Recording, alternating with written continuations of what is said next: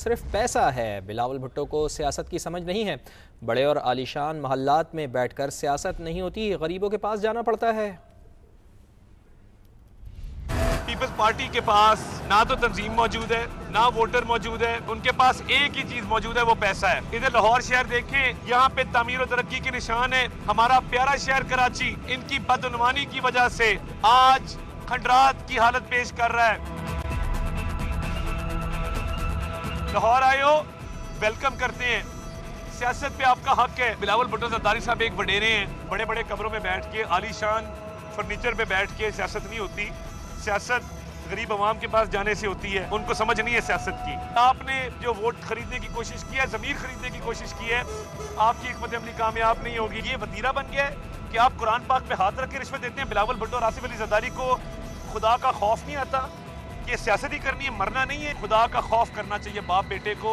इन बाप बेटे को इलेक्शन छोड़ के आज ही कराची चले जाए तो बेहतर है, क्योंकि यहाँ पे वोट नहीं उनको मिल रहे, ना वोटर मिल रहे। वज़ीर आला और इलेक्शन कमीशन ये न्यूट्रल किरदार अदा कर रहे हैं। उन्होंने हमारे स्टेटमेंट रिकॉर्ड की है, बखुआ हमारे से पूछा है, हमने तफसीलात जमा कराई हैं और इल्तमास है कि फौरी तौर पर यह खरीदो फरोख्त को रोका जाए।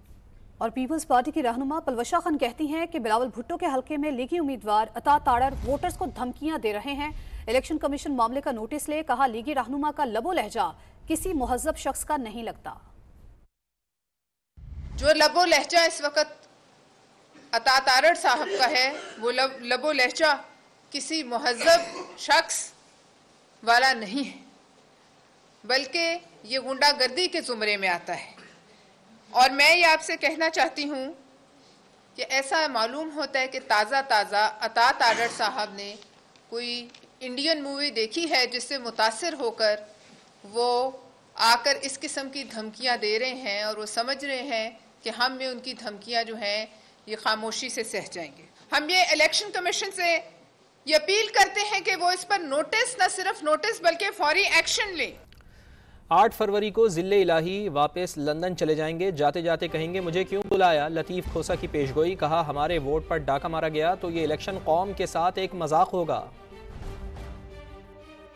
अगर आप धांधली करके आप मनपसंद रिजल्ट मैं जीता हुआ हूँ और आप उसको मुझे हरा के उसको बना देते हैं तो मैं तस्लीम करूँगा।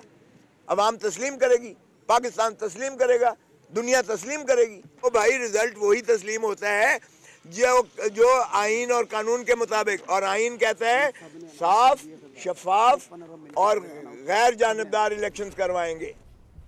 कराची में JUIF के उम्मीदवार MKM के हक में दस्तबरदार। NA 244, PS 116 और 117 पर JUIF MKM की हिमायत करेगी।